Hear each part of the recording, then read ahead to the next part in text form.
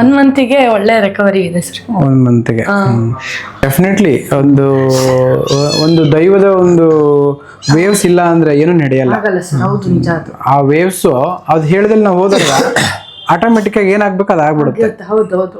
ನಾವು just treatment ಮಾಡ್ತೀವಿ, ದೇವರು ಅದನ್ನ ಗುಣಪಡಿಸ್ತಾನೆ. ಅದಕ್ಕೆ ಹೇಳೋದು ಡಾಕ್ಟರ್ ಟ್ರೀಟ್ಸ್, ಗಾಡ್ ಹೀಲ್ಸ್ ಅಂತ. 2-3 years ಇಂದ ಇವ್ರು ಸಫರ್ ಮಾಡ್ತಾ ಇರೋದಲ್ವಾ. ಇವ್ರು ಎಷ್ಟು ಅಂದ್ರೆ ಬೇರೆ ಬೇರೆ ಕಡೆ ಟ್ರೈ ಮಾಡಕ್ ಹೋಗಿದ್ದಾರೆ, ಎಲ್ಲ ಆಗಿದೆ. ಆದ್ರೂನು ಇಷ್ಟು ಬೇಗ ಗಾಯ ಆಗ್ಲಿ ಏನಾಗ್ಲಿ ಒಣಗ್ತಿರ್ಲಿಲ್ಲ, ಮತ್ ನಿದ್ದೆ ಮಾಡ್ತಿರ್ಲಿಲ್ಲ ರಾತ್ರಿ ಹೊತ್ತು. ಅವ್ರು ಅದು ಮೇನು.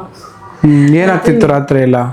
ರಾತ್ರಿ ಸ್ವಲ್ಪ ಪೈನ್ ಬರೋದು, ಇಲ್ಲೆಲ್ಲ ಪೈನ್ ಬರೋದು, ಇಷ್ಟೆಲ್ಲ ಪೈನ್ ಬರೋದು, ಚುಟ್ಟು ಅನ್ನೋದು ಯಾವಾಗ್ಲೂ ಇರ್ತಿರ್ಲಿಲ್ಲ. ಯಾವಾಗಲೂ ಒಂದೊಂದ್ಸಲಿ, ಆಮೇಲೆ ಒಂದೊಂದ್ಸಲಿ ಕ್ರಾಂಪ್ ಆಗ್ಬಿಡೋದು ಈ ಕಾಲು ಅಂತ ಹಿಡ್ಕೊಂಡ್ಬಿಡೋದು, ಟ್ವಿಸ್ಟ್ ಆಗ್ಬಿಡೋದು. ಅಯ್ಯೋ ಅವಾಗ 10 ಕರೆದಿದ್ದೀನಿ, ಒಂದು 10 ನಿಮಿಷ 1/4 ಗಂಟೆ ಎಲ್ಲ ಓಡಾಡಿ ಆಮೇಲೆ ಸರಿ ಮಾಡ್ಕೊಂಡಿರೋದು, ಮತ್ತೊಮ್ಮೆ ಮಾಡ್ಕೊಳ್ಳೋದು. ಸರಿ ಒಂದು 10 ನಿಮಿಷ 1/4 ಗಂಟೆ ಓಡಾಡೋದು ಮನೆ ಒಳಗಡೆ. Okay okay. ಹಿಡ್ಕೊಂಡ್ಬಿಟ್ರೆ ಲಾಕ್ ಆಗ್ಬಿಟ್ರೆ ಪ್ರಾಣ ಹೋದಂಗ ಆಗ್ಬಿಡುತ್ತೆ. ಓಕೆ. ಈ ಕಾಲ ಏನೂ ಆಗಲ್ಲ. ಈ ಕಾಲ ಸಿಕ್ಕಾಪಟ್ಟೆ ಪ್ರಾಬ್ಲಮ್ ಆಗಿದೆ ನನಗೆ. ನಮ್ಮ ತಂದೆಗೂ ಇದೇ ತರ ಆಕ್ಸಿಡೆಂಟ್ ಆಗಿದ್ದೆ, ಸೇಮ್ ಕಾಲು.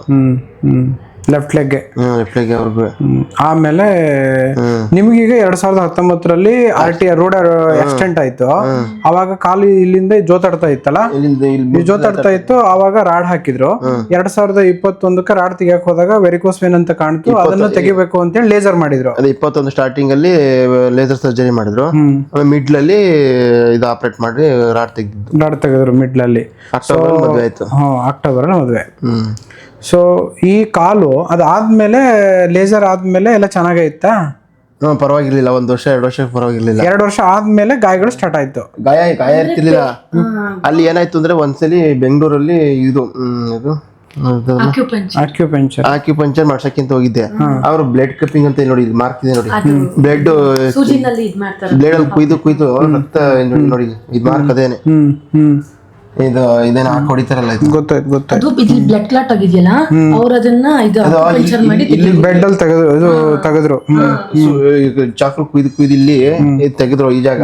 ಅವಾಗ್ಲಿಂದ ಗಾಯ ಶುರು ಆಗಿದೆ. ಅಲ್ಲಿ ತನಕ ಗಾಯನೇ ಇರ್ಲಿಲ್ಲ. ಸೊ ತೆಗೆದಾಗ ಗಾಯ ಸ್ಟಾರ್ಟ್ ಆಯ್ತು. ಗಾಯ ಹೋಗ್ಲೇ ಇಲ್ಲ, ವಾಸಿ ಆಗಿತ್ತು. ಮತ್ತೀಗ ರೀಸೆಂಟ್ ಮತ್ತೆ ತಿರುಪ್ತಿಗೆ ಹೋಗಿ ಬಂದ್ವಿ. ಅವಾಗ ಒಂಚೂರು ಮೊಬೈಲ್ ಇಲ್ಲಿ ಬಿದ್ದಿತ್ತು. ಅವತ್ತಿಂದ ಮತ್ತೆ ಗಾಯ ಸ್ಟಾರ್ಟ್ ಆಯ್ತು. ಸೊ ಇಲ್ಲಿಗೆ ಬಂದಾದ್ಮೇಲೆ ಹೆಂಗ ಅನಿಸ್ತು? ಈಗ ಒಂದು 30-40% ಓಕೆ. ಓಕೆ. ಮನಸ್ಸಿಗೆ ಖುಷಿ ಇದೆಯಾ? ತುಂಬಾ ಖುಷಿ ಇದೆ, ಸಮಾಧಾನ ಇದೆ. ಆ ಸಮಾಧಾನ, ಖುಷಿನೇ ಆರೋಗ್ಯ. ಆಕ್ಚುಲಿ 1 ಮಂತಿಗೆ ಇದು ನಿಜವಾಗ್ಲೂ ರಿಕವರಿ ಆಗ್ತಿರೋದು ಸ್ಪೀಡ್ ಇದೆ. 1 ಮಂತಿಗೆ ಒಳ್ಳೆ ರಿಕವರಿ ಇದೆ ಸರ್. 1 ಮಂತಿಗೆ. ರೈಟ್ ಹೇಳಿದೆ, ಹಸು ಕುತ್ಬೇಕಲ್ಲ, ಹಸು ಅವಾಯ್ಡ್ ಮಾಡೋಣ ಅಂತ ಸ್ಕಿಡ್ ಆಗಿ ಬಿದ್ದಿದ್ದು ಒಂದೇ ಗೊತ್ತು. ಬಿದ್ದು ಆಮೇಲೆ ಆ ಕಡೆ ರೋಡ್ ಆ ಕಡೆ ಹೋಗಿ ಬಿದ್ದಿದ್ದೀನಿ. ಆ ಕಡೆ ಹೋಗಿ ಬಿದ್ದು ಹೇಳಕ್ ಟ್ರೈ ಮಾಡ್ತಾ ಇದೀನಿ, ಆಗ್ತಾ ಇಲ್ಲ. ಯಾಕೆ ಕಾಲು ಹೋಗ್ಬಿಟ್ಟಿದೆ? ಕಾಲ್ ಮುರಿದು ಕಟ್ಟಾಗ್ಬಿಟ್ಟಿದೆ ಫುಲ್, ಸಿಗಾಕೊಂಡಿದೆ ಕೊಕ್ಕೆ ತರ. ಫುಲ್ ಬ್ರೇಕ್ ಆಗಿ. ಆಮೇಲೆ ತಕ್ಷಣ ಫೋನ್ ಮಾಡಿದೆ. ನಮ್ಮೂರಿಂದ 5 ಕಿಲೋಮೀಟರ್ ದೂರದಲ್ಲಿ ಇದ್ದೆ ಅಷ್ಟೇ. ಫೋನ್ ಮಾಡಿದ ತಕ್ಷಣ ನಮ್ಮ ಅಪ್ಪ ಎಲ್ಲ ಬಂದ್ರು. ಅಲ್ಲಿ ಹಾಸ್ಪಿಟಲ್ ಕರ್ಕೊಂಡು ಹೋದ್ರು. SSM ಹಾಸ್ಪಿಟಲ್ ರಿಪೇರಿ ಆಯ್ತು. SS hospital. ನೈಸ್. ಬಟ್ ಈಗ ಚೆನ್ನಾಗಿದ್ದೀರಲ್ಲ, ಹ್ಯಾಪಿ? ನೀವು ಹ್ಯಾಪಿನಾ ಮೇಡಮ್? ಯಾಕಂದ್ರೆ ನಮ್ಮ ಭಾಗದವ್ರು ನೀವು. ಹೌದು, ನಿಜವಾಗ್ಲು ನನಗೆ ಏನೋ ರಿಕವರಿ ಚೆನ್ನಾಗಾಗ್ತಿರೋದಕ್ಕೆ ಒಂಥರ ಖುಷಿ ಇದೆ.